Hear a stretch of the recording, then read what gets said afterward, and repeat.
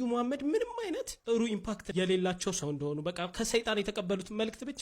በዚህ በቲክቶክ መንደር ውስጥ ካሉ ቁም ነገረኞች መካከል ዋነኛውና አንደኛው ነው ዴቭ። ለኔ ዴቭ በጣም የማከብረው ልጅ ነው። በጣም ስነ ስርዓት ያለው ልጅ ነው። ጨዋ ነው በጣም። በዚህ ማህበራዊ ሚዲያ ውስጥ እንደዚህ አይነት ሰዎች በጣም ያስፈልጋሉ። ሚዛን ናቸው፣ ህሊና ናቸው። ለኛ በጣም መበረታታትና መደገፍ ነው ያለባቸው። ኦልሞስት ዴቭ ጋር እኔ 90-95% አንድ አይነት አመለካከትና ሐሳብ ነው ያለን። አሁን እኔ የተለየሁት ብቻውን ቀረ። ኦልሞስት ብቻውን ነው ያለው። ግን ሃይማኖትና ሃይማኖተኞች እንደዚህ አይነት ሰዎች ፎሎ አያደርጉም፣ ላይክ ሼር አያደርጉም። ለምን? ፕሮግራም ከሆኑት ውጭ ሌላ ነገር ማሰብና መናገር ስለማይችሉ አይፈቀድም በቃ። እና ሃይማኖት ትልቁ ዕውቀት የሚያደርገው ግራና ቀኝ ሆኖ መሰዳደብን ነው። እርስ በራሳቸው ቢሰዳደቡ እንኳን ቁም ነገር ነበረ። የሚሰዳደቡት የሃይማኖት ዋና የሆኑትን ሰዎች ነው። በዛኛው ጎራ ያለው ነብዩ መሐመድ ሰለላሁ ዐለይሂ ወሰለምን ይሳደባል። በዚህኛው በኩል ደግሞ ያሉት አንዳንድ ጋጦት ተሳዳቢዎች ደግሞ ክርስቶስ ኢየሱስን ሲሳደቡ ይውላሉ። ሁሉ ናቸው ወይ? አይደለም። አሉ ተሳዳቢዎች አሉ። ነገ ከነገ ወዲያ በግራና በቀኝ ያሉትን እየነቀስኩ አወጣለሁ። የጊዜ ጉዳይ ነው። ተሳዳቢ ሙስሊም ወንድም ካለኝ እዚህ እኔ ብሎክ ፎሎውን እያነሳ ብሎክ እያረኩ ሸኛለሁ። እንደገና ደግሞ መናገር ጀመራለሁ። ለጊዜው ነው ዝም ያልኩት። ምንድነው በስድድብ የሚገለጥ ሃይማኖትና ዕውቀት እንዴት ሊኖር ይችላል? እና ዴቭ በጣም አስፈላጊና ወሳኝ ሰው ነው። እኔ በጣም ነው ማከብርህ በግሌ ዴቭ። እንዳትደክም፣ እንዳትሳነፍ መበርታት አለብህ። የጊዜ ጉዳይ ነው። አብዞ ቀላቀልሃለሁ በደንብ ሐሳቦችህን ደግፌ አሁን ከማራምደው ነገር ጋር እንዳይጣረስ አድርጌ ሰፖርት አደርጋለሁ። ብቸኛ ነው እኔ ሌሎች ሰዎች የሉ ማለት አለ። በዴቭ ልክ ግን ስነ ስርዓት ያለው ሰው ሚዛናዊ ሰው እኔ አላየሁም። እኔ ነበርኩ የተለየሁት። ጠቅልለ ጠፍተሃል? አልጠፋሁም። እኔ እንደዛ ብዙም ማላምንባቸውና ማልቀበላቸው ነገሮች አሉ። በተለይ እዚህ ፕላትፎርም ላይ ያሉ የሃይማኖተኛ ባህሪ ወደ ላይ ሌሌን ትንሽ ነው የቀረኝ፣ ያስጠላኛል። የሁሉንም ነው የምላችሁ። እንዴ ሰው ለመሳደብ እንዴት ያምናል? እኔ የምሰድብለት ፈጣሪ እንዴት ይኖራል? አንድን 2 ቢሊዮን የሚከተለውን ነብይ በዚህ ደረጃ ማዋረድስ እንዴት እምነት ሊሆን ይችላል? እኔ ስለዚህ ባለጌ ልጅ ምንም ነገር መናገር አልፈልግም። ግን እስቲ እንደው ባጭሩ የዚህ ልጅ ቪዲዮ ሲችን ሰምተናት እንምጣ። 49 ሰከንድ ምናምን ነች። ጨርሰን እንመለስ። እንያት እስቲ። መሐመድ የሚወደድና ዓለምን የለወጠ ሰው ነው ወይ? ሶርሱም ከአምላክ አይደለም ከሰይጣን ስለሆነ ነው። ስለዚህ ሰይጣንን ነው ማድነቅ ያለብን እንጂ መሐመድን አይደለም። መሐመድ የወሲብ ፍላጎቱን መቋቋም የማይችል ደካማ ሰው፣ ንደቱንና ብስጭቱን መቆጣጠር የማይችል ሰዎችን በእሳት የሚያቃጥል በሰይፍ ስለት የሚያስገድል ሕፃናትን የሚደፍር የሚያስደፍር ባለትዳር ሴቶች ሳይቀሩ በአደባባይ እንዲደፈሩ የሚያደርግ ስሜቱን መግዛት የማይችል። አሁን ይህ ሰውዬ አንደኛ ያነሳው ነብዩ መሐመድ ከአህያ ጋር ወሲባዊ ግንኙነት ያደረጉ ነበር የሚል እሳቤና ነብዩ መሐመድ ምንም አይነት ጥሩ ኢምፓክት የሌላቸው ሰው እንደሆኑ በቃ ከሰይጣን የተቀበሉት መልእክት ብቻ አምጥተው ምድር ላይ እንዳሰራጩ አድርጎ ሲያወራ ተመለከትኩት። የመጀመሪያው እኔ በራሴ ሰርች ለማድረግ ሞክሬያለሁ። ምንም አይነት ኦፊሻል የሆነ ሂስቶሪካል ኤቪደንስ የለም ነብዩ መሐመድ ከአህያ ጋር ሴክሹዋል ኢንተርኮርስ ያደረጉ ነበር የሚል። ሲቀጥል ይሄ ሰው ክርስትናን ይወክላል የሚል እምነት የለኝም። ብዙ ስርዓት ያላቸው የሰውን ሃይማኖት የሚያከብሩ ሪስፔክት የሚያደርጉ የሚወዱ ክርስቲያኖች ስላሉ። ዴቭዬ በድጋሚ አመሰግናለሁ። ስለዚህ ልጅ አላቅም እኔ መንግስት ለምን ዝም እንደሚላቸው አላቅም። እኔ እዚሁ ሀገር ውስጥ ተቀምጦ በዚህ ልክ ይሄ በቃ እርስ በርስ ሊያጨራርሰን ሰላማችን ሊነሳ በሚችል መንገድ አንድ ሰው የሰውን ሃይማኖት በዚህ ልክ ሲሳደብ መስማት በጣም ያማል። እኔ አዲስ ባህሪ አይደለም። ድሮም ሃይማኖተኛ አልባይ ያለሁኝ የሚሰዳደብ ሃይማኖተኛ አልወድም። በጣም ነው የሚያስጠላኝ።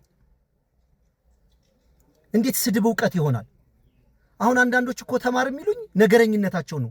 ነገረኛ ለመሆንን ያልማርም ለዘላለም ደንቁሬ ቀራለሁ እንጂ በቃ በጣም ቁም ነገረኛ ሃይማኖተኛም ሆኖ የሌላን ሃይማኖት ለመሳደብ ክርስቲያንን ለመሳደብ ጴንጤን ለመሳደብ የሆነን ሃይማኖተኛ ለመሳደብ ከሆነ ብሞት አላደርገውም።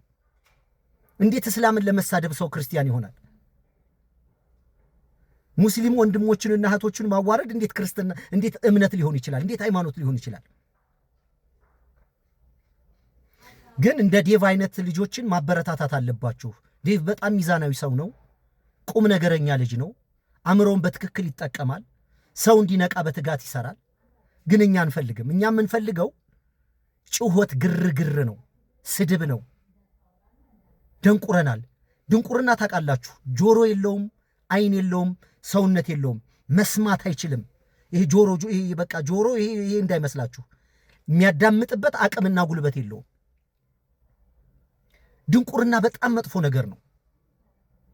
አሁን የወንድማችን ይሄ መሐመድ አባው የሚሉት ልጅ ድንቁርና ነው። ድንቁርና አይን የለውም፣ ጆሮ የለውም፣ አይሰማም፣ አይመልስም፣ አይማርም፣ አያስተምርም። እንዴ ግለሰብ ለግለሰብ ተሰዳደቡ። አሁን እኔ እንደፈለክ ሙልጭ አድርገህ ስደበኝ። ይህን ቪዲዮ አሁን አይተህ እኔ ችግር የለብኝም። አደባባይ ነው የወጣሁት። በፈለከው መንገድ ሐሳቤን ይገልጽልኛል ባለው መንገድ በለኝ። እኔ የምከተለው ነገር ግን ለምን ትሳደባለህ?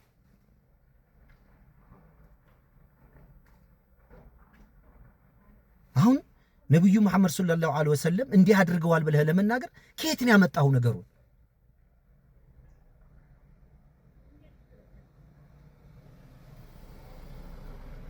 እና አዝናለሁ በጣም። አንድ ቀን ተለቃቅማችሁ ትገባላችሁ። ሁላችንም እንጠየቃለን። በቃ በጭራሽ እኔ ሃይማኖት ከሌላው በተሻለ ሰላም ማምጣት ሲችል በዚህ ምድር ላይ ሃይማኖት ግን ሙሉ ቀን ሲሰዳደብ ነው የሚለው፣ ሲጫጫሁ ነው የሚለው። ሰላሙን አይጠቀምም፣ ለሰው ሰላም አይሰጥም፣ ሰላም አይሰብክም። በቃ ግራና ቀኝ ሆኖ ይሄ ከቲክቶክ የሚለቃቅሙትን አበባ አንበሳ ምናምን እየለቃቀሙ ወንድምና እህትን ከማፋጨት አገር ከመበጥበጥ ውጭ ቁም ነገረኛ ሃይማኖተኛ እንዴት ይጠፋል እዚህ ማህበራዊ ሚዲያ ላይ? ይሄ ማለት ጠቅላላ ያሉ ጥቂቶች ናቸው።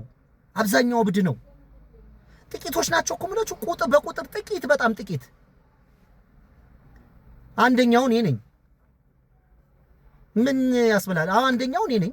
ጥቂት ከሚባሉት ውስጥ አንደኛው እኔ ነኝ። ቁም ነገረኛ ሃይማኖተኛ፣ አእምሮዬንም የምጠቀም ማንም ስላለ ምንም ነገር አልቀበልም። እኔ ብዙም አልቀበላቸው ነገሮች አሉኝ። እኔ አልቀበልም። ማን አባቱ ያስገድደኛል? ከተፈጥሮ ስርዓት ጋር የሚጋጭ ነገር አልቀበልም። አንድ ሰው ለመሳደብ አልቀበልም። መሰዳደብ ቁም ነገር ሊሆን እንዴት ሊችል ይችላል? ማን ምን ያደርገኛል? እኔ እና በጣም ያሳፍራል። እያንዳንዳችሁ የምትጠየቁበት ጊዜና ወቅት ይመታል። ግን ዕውቀት ማለት የሰው ሃይማኖት መሳደብ ሊሆን አይችልም። ዶክሜንት እያነሳችሁ በስርዓት ተጠያይቁ፣ ተጨዋወቱ። ያ ስድብ ሊሆን አይችልም። መጽሐፍ ቅዱስ የሚለውን ነገር አንስቶ መነጋገር ስድብ አይደለም። ቁርአን የሚለውን ነገር አንስቶ መነጋገር ስድብ አይደለም፣ ሊሆንም አይችልም። ለምን አነበብክብን ከሆነ በጣም አስቸጋሪ ነው። አሁን ይሄ ልጅ ዶኢፍ ከሚባለው ሐዲስም አሁን የሚያወራው ነገር የለም፣ ከየት እንዳመጣው አይታወቅም። ግን የሱ አሁን እምነት የሚመስለው ክርስትና የሚመስለው የነበረበትን እስልምና ቤተሰቦቹን ማዋረድ መሳደብ አድርጎ ነው የሚቆጥረው። እንዲህ ለመሆን እኔ ምን ላደርጋ ምን አለሁ እኔ? እና ነገሮች እየቆዩ ሲመጡ እኔም በአንዳንድ ነገሮች ላይ በግልጽ አቋሜን እየለየሁ መናገር አይቀርም። በጣም አንድ ነገር በእርግጠኝነት ልንገራችሁ፣ በጭራሽ እኔን ዝም ማለት አቅም አትሞክሩ። ከማይሆን ነገር ጋር አትጋፉ። እኔ በጣም ይሉንታ የለኝም፣ ማስመሰል አልችልም። በስነ ስርዓት ማምንበትን ነገር አስቀምጣለሁ። ማላምንበት ነገር ከሆነ አላምነውም። ለማንም ብዬ ምንም ይሆን የማደርገው ነገር የለም። በዚህ ምድር የምቆይበትን እድሜ አጭርና ጥቂት ነው። ለዛ ደግሞ እንደገና ሞራሊን ጥዬ ስልከሰከስ አልውልም። እውነትን እውነት እላለሁኝ፣ ሐሰትን ሐሰት እላለሁኝ። ይህ የማይቀር ነገር ነው።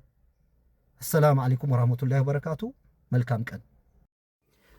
አሁን እንደው የፕሮቴስታንት እምነት ተከታዮች፣ እኔ እንግዲህ እድሜ ዘመኔን ረጅም ዓመታት በፕሮቴስታንት ሃይማኖት ውስጥ ነው የቆየሁት።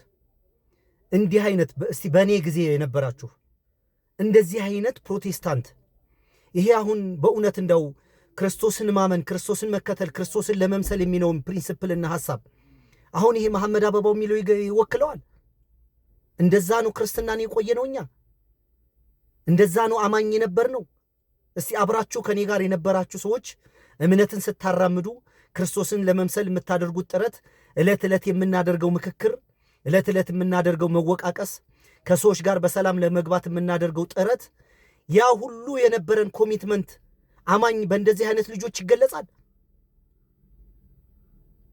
አሁን በዚህ ልጅ ይሄን እምነትን ይሄ ልጅ ሲወክለው ይሄን እንደ ጤነኛ አድርጋችሁ ስትቆጥሩ፣ ወንጌል አድርጋችሁ ስትሾሙ፣ ወንጌልን ለማስፋፋት በየሀገሩ ወኪል አድርጋችሁ ስትልኩት አታፍሩም? እንዴ የፈለገ እስልምናን ብትጠሉ በዚህ ልጅ እንዴት ትወከላላችሁ? እንዴት ይሄ ልጅ የእናንተ ወንድምና አካል እንደሆነ አድርጋችሁ እንዴት ላይክ ሼር ታደርጋላችሁ? ሰው አንድ ሰው ክርስቶስን ማመንና መከተል እንደ አበባው ለመሆን እንደ መሐመድ አበባው ለመሆን ከሆነም ብሎ እንዴት ያምናል? እንዴት እናንተ የምትሉትን እውነት እንዴት ይሰማል? የዚህ ልጅ አይንና ጆሮው ልቡ ምኑም አእምሮም አይሰራም። ጥልቅ ድንቁርና ውስጥ ያለ ነው። የሚያሳዝነኝ የነበራችሁ የቆያችሁ 30 ዓመት 35 ዓመት 40 ዓመት የቆያችሁ በፕሮቴስታንት ሃይማኖት ውስጥ እንዴት እንደነዚህ አይነት ልጆች ተቀበላችሁ? እኔ በጣም አስታውሳለሁ 89 90 ላይ አስተሳሰብ እኮ ነው የስተት ትምህርት ተብለን እኮ በዓለም በኢትዮጵያ ደረጃ እኮ ነው የተወገዝ ነው። አንድ ትንሽ አእምሮ የነቃ ሰው ከባህር ዳር አንድ ወንድም መጣ። የነጭ መጽሐፍ አንብቦ የሆነ ነገር አለን። በስነ ስርዓት ነው ዋጋ ከፍለን ይኖር ነው። አዲስ አስተሳሰብ አምጥተን እንግዲህ ምንድነው ምንም እኮ አይደለም በክርስቶስ ኢየሱስን የባህሪ መልክ መካፈል እንችላለን የሚል አዲስ የስተት ትምህርት ተብለን ያወገዘች አቤተ ክርስቲያን ህብረት አማኝ እንደዚህ አይነት ተሳዳቢ ልጅ እንዴት ይዛ ትቀጥላለች? ለምንድነው ተሳዳቢ የሆኑት? ያ ድሮ በሰዎች ዘንድ ሲያስወድዳችሁ ሲያስከብራችሁ የነበረው ጴንጤነት መሆን ኩራት የነበረበት ዘመን እንዴት አትናፍቁ? እንዴት አሁን በመሐመድ አበባው ተወከላችሁ? እዚህ ማህበራዊ ሚዲያ ላይ ቁጭ ብለው ከሚሳደቡ ፕሮቴስታንቶች እንዴት ወኪል ሆናችሁ? በአማኝ ህይወት በፕሮቴስታንት በጴንጤ ህይወት የማይቀና ኢትዮጵያዊ ነበረ ወይ? በእኛ ዘመንና በእኛ ጊዜ እኮ ይሄ ጴንጤ ነው አይዋሽም፣ ይሄ ጴንጤ ነው አይሳደብም፣ ይሄ ጴንጤ ነው አይጠጣም ነበር እኮ የሚባለው። አሁን ማን ነው የዓለም መቀለጃና መሳቂያ የሆነው ብላችሁ እንዴት አትቆረቆሩም? እንዴት ለራሳችሁ ክብር አይኖራችሁም? ይሄ ልጅኛ እንዴት አይወክለንም አትሉ?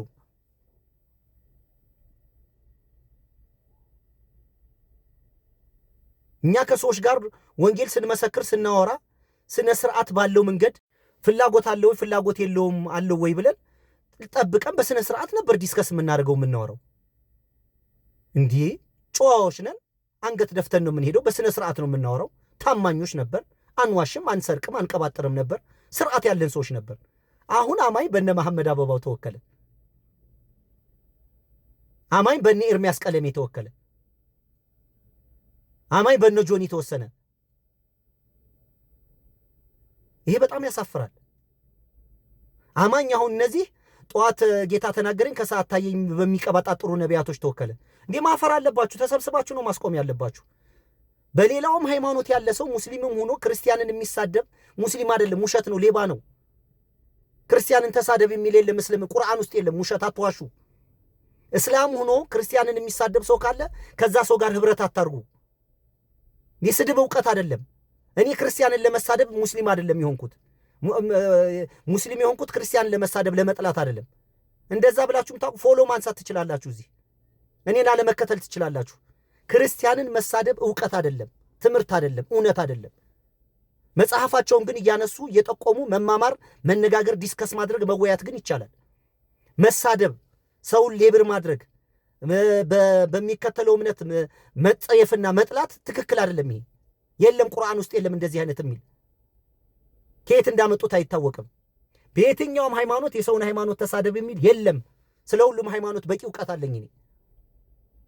የሃይማኖተኛው ችግር ነው እና እንደዚህ አሳፋሪ ድንቁርናን የተላበሰ ሰው የኛን ወኪል አድርጎ ይሄን ሰው ላይክ ሼር ማድረግ በጣም ያሳፍራል። ሙስሊምም ይሁን ፕሮቴስታንት ይሁን ኦርቶዶክስ ይሁን። እኔ አንድ ቅርብ ጊዜ ገጠመኝ ልንገራችሁ። እኔ ስም መጥቀስ አልፈራም እውነት ስለሆነ። አንተነህ የሚባል ልጅ እዚህ ማህበራዊ ሚዲያ ማቀው ኦርቶዶክስ ነው። ከናኬ ጋር ከነዮብ ዘሚካኤል ጋር በስልክ ነበር የምንተዋወቀው። በቃ በስልክ ሲያወራኝ በጣም ትሁት ልጅ፣ ስነ ስርዓት ያለው ልጅ ነው። በጣም በቃ ባገኘሁት የምትሉት ልጅ እና እኔ ራይድ ነው የምሰራው። አንድ ቀን ጥሪ ሲደርሰኝ ስልኩን ስደውል እሱ ነው። ኧረ የሚገርምን በቃ ይሄ አወራዋለሁ ምናምን ብለን በቃ በአካል ያልተገናኘን ሰዎች ተገናኘን። ልክ እንዳየኝ ሌባው ስንት ከፍለው ነው አለኝ። እየቀለደ መሰለኝ መጀመሪያ። ስንት ከፍለው ነው? ስንት ተከፈለህ? ሙስሊሞች ስንት ከፈሉ? አንተ አወናባጅ ምናምን ብሎ ዲሲፕሊን እንኳን የለውም። የቀልድ እንዳልሆነ አወቅኩና ለምንድን ዝም ብለህ ታወራለህ? መጀመሪያ እኮ መነጋገር። እኔ እንደውም ስምህን ሳየው ደስ ብሎኝ ነበረ ለማውራት ካንተ ጋር። ለምን ዝም ብለህ ትቀባጠራለህ? መጀመሪያ መወያየት አይሻልም ወይ? ምናስል እኛ ስንት ይጎርፍልናል፣ ስንት እንክፈል። የእውነት ነው መራችሁ፣ ወላሂ ነው የምነግራችሁ። በአላህ ስም ነው እየማልኩላችሁ ያሉት፣ ቃል በቃል ያለኝ። እኛ ስንት ይሉናል፣ እምቢ እያልን ነው እንጂ አለ። አላልኩትም ካለ ይውጣ በአደባባይ ይናገር። እዚህ ደረሰኝ። ያው በራይድ ትራንስፖርት ከስተመርን ጋር መጨቃጨቅና ማውራት እንትን ሰላማዊ ባልሆነ መንገድ ማውራትና መነጋገር ስለማይቻል ጸጥ አልኩታ። በቃ ዘጋሁት፣ አስጠላኝ። አሁን ይሄ በጣም የሚታወቅ ስነ ስርዓት ያለው ሰው እዛ ቲክቶክ ላይ ብዙ ሰው የሚከተል እና አኬ ምናምን እንደ ትልቅ ሰው የሚቆጥሩት ልጅ ነው። ግን በቃ በእርግጠኝነት እኔ ሙስሊም የሆንኩት ተከፍሎኝ ነው። በቃ እነ ኡስታዝ ዛሂር ለእኔ ብር ከፍሎኝ፣ በቃ ሙስሊሞች ተደራጅተው ምን ጎሏቸው ነው ለእኔ የሚከፍሉኝ? በቃ እርግጠኛ ነው እስልምናን ተከፍሎ ነው አለኝ። በቃ የመወያየት ባህል እንኳን የለውም። በቃ የቆጠርኳትን ብር ቲፕም አልጨመረም። የቆጠረችውን በአካውንት ገቢ ያደረገልኝ። በቃ ሰላም አለይኩም ቻው አልኩት እና ምን አለ። ሌላ ቀድም እንደዚሁ መንገር ምናምን አለኝ አስፋልት ላይ። ምን ማለት ነው? እንዴት እርግጠኛ ይሆናል? ሙስሊሞች ለተድላ ከፍለውት ነው እስላም ይሆንከው ለእኛም ብር። እስቲ ማን እንክፈለው እንዳሉ ለምን አደባባይ ላይ አይናገርም? የሚያረግ የለም። የቁጥር እጥረት የለባቸው። እስልምና ምን ብሎ ነው በብር ሰውን እስላም የሚያደርገው? ምን ጎሏቸው? የህዝብ ቁጥር እኮ እነሱ ናቸው የሚበልጡት። 2 ቢሊዮን ተከታይ ያለው ሰው ተድላን ለምንድን ነው ከፍሎ እስላም የሚያደርገው? ግን እርግጠኛ ናቸው። በቃ አሁን ብዙ ሰው በቃ እነሱ እርግጠኛ ናቸው። በቃ ተድላ ተከፍሎት ነው ሙስሊም የሆነው። እንዲህ አይነት ጨምላቃ ሰዎችን እንደ ሃይማኖት መምህርና አባት ቆጥሮ መስማት ያሳፍራል በጣም። በሌላ ጊዜ በሌላ ርዕስ ደግመን እንገናኛለን። መልካም ቀን፣ መልካም ጊዜ።